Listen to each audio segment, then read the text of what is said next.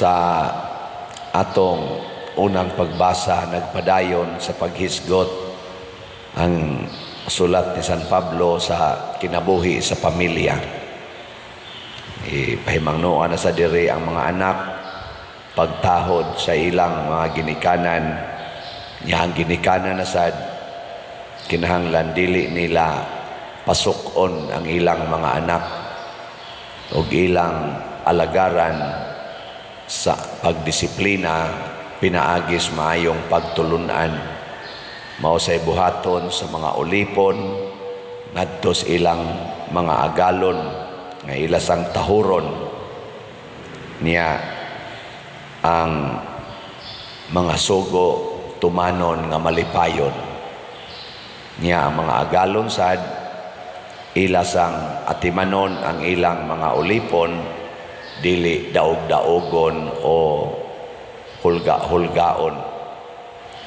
Kining maong mga pagtulunan nakasintro ni aron mahimo tang mga maayong tao.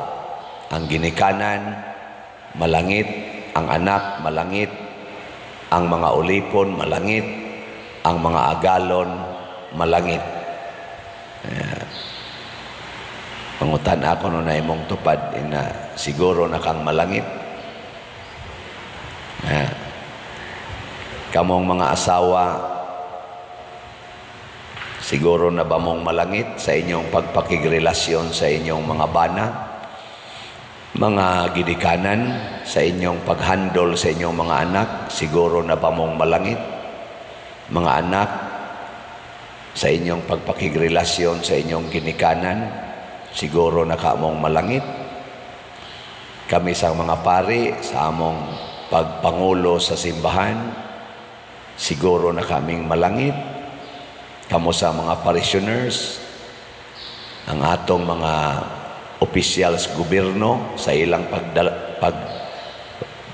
paghupot anang ilang lain-laing katungdanan sa gobyerno, gikas presidente hangtod sa barangay tanod, mga BHW, makapalangit na kananila ang ato ragyong guiding principle, tahura, higugmaa, alagari ang imong isigkatao sa paagi nga Diyos nun, dili sa paagi nga tawhanon. Kaya ang tawhanon nga paagi mualagad man tuod na anang kasuko, na ang pagpahimulos usahay kuyog yun gani, usahay og di man kanunay ang inhustisya, na ang amo maogi haod, ang ulipon daog-daogon. Diri sa atong ebanghelyo na ako noy requirement or dili ni requirement, mao ni siya reality nga ang pagsulod sa gingharian sa Dios mao di ay ang pagsubay sa sigpit nga agianan. Pagpangutana diri Sir Jotay Rabay Maluwas, ingos Kristo, sulod mo, paningkamot mo pagsulod sa sigpit nga pultahan, kay daghan ang musulay pero Jotay ra ang makasulod. Or daghan ang misulay apan dili makasulod. Pabor lang nis mga daot, mga bitang nagpaslim sa ko kay para di kay ta maglisod, inig takilid na to gamay sa sigpit nga pultahan, lusot dayon pero kanang dagko kay tiyan musango mo na siya. Nganong didako mang tiyan, nagpatuyang og kaon, wa gipaambit sa iyang isigkatao. Di bitaw, dili man kani atong lawas maoy muagi didto. Ngano man kay kani man kung agianan nagihisgutan ni Kristo nga pultahas langit, dili man ni siya ang atong physical body maoy muso didto. Si Saint Thomas Aquinas usan as mga santos nga perting tambuka, pero nasanto gyapon siya. So sa siyag langit. Kaya ang mosulod ang ato mang espiritu. Na karon unsa may naas atong espiritu sa atong kalag nga mahimong babag ang atong mga attachments dinhis kalibutan.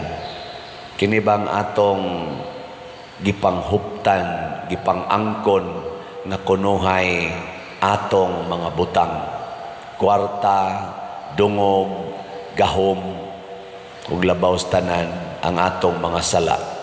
Mao na gani nimo tapot sa atong kalag kay di man ni madonot ang sala, di man na madonot kanang mga kahakog, kadaw, di man na madonot mo tapot man gina ang atong kalag mo burot kay daghan naman kay gipangutang. Inigso danas ging harias langit masabod na muna detach tangtanga panangtanga ginang mga attachments munang ingos Kristo diri inigtuktok ninyo, sir pasudla ko mingon des Kristo wa ko kailan ninyo nganuman kay ang kalag nga iyang gibuhat is simple soul, sama ka simple sa kinabuhi ni Maria, sa kasimple sa kinabuhi ni Kristo. Why daghang kalibutanon nga mga attachments. Unya kung daghan na kay attachments, mga usab mga atong naong, na mga kao, napay goggles, di apa diri mga arios, mga tato paslawas, mga make-up, uban pa daghan kay tag-attachment. Hangtod na lang noon ang hitsuras atong kalag, dili na katong original. Ingno detang Kristo, wa ko kaila nimo. Kaya kada lang naong nimudaan, di na mao. Datong nato istorya no, katong ingon nga pobre kayo, yan nangayo sa Ginoo nga madato siya. Nya sa dihang nadato na siya, nasakit. Mao to istorya or nangayo siya sa Ginoo og kadato, naghimo siyang dato. Nangayo pagid siyang taas nga kinabuhi kay siyempre dato na siya, mubog kinabuhi. Ingon Ginoo, sige, tagaan ti kag kadato, tagaan pagid ti kag another 50 years para ka mabuhi og dugay-dugay. 50 years kang magpahimo sa imong kadato. Ang una dayon niyang gibuhat, ngadto din siya sa parlor. Iya dayong gipausab kay bati-bati siyang naong, pausab daghan agud siya kwarta, pausab tanan, nabuhok, naritanan yun. Papislip, daghan kay kwarta, ilong gipataas, pilok gipabaw, brown, gipaputi, tanan yun, pausab, hasta lawas. Paggawas niya sa parlor, nag-atang to siyang sakyanan, kapamon siya sakyanan, atang siyang taxi, na abitay na highball nga sakyanan, nabanggaan siya, napatay siya. Patay. Mo to pagkamatay na niya, abot siya sa langit siya. Unsa man ka Ginoo? Ko 50 ka tuig. Wa man gani ka abot 5 ka oras. Patay naman ko. Yung Ginoo, di man ka nagbarog. Sa dito gawa sa parlor. Ginoo, ikaw da ito? Wa mo ka G. Wa na kailang Ginoo niya mo tong ang iyang naong nga gisunod ang patyonon man naigo na noon siya sa patyonon. Kani istorya ra ning Ginoon ba kanto pero dili kailan na nato ang Ginoo ningon siya pahawa kamo kay wa ko kailan ninyo. Lord, ni simba maminimo, ni kaon mi kuyog nimo, nanudlo ka dito sa among lugar. Pero moingon ra gyapon Ginoo, pahawa kamong mga dautan. Mahimot ang dautan mga igsoon kung magsige na tagpangangkon dinhis kalibutan.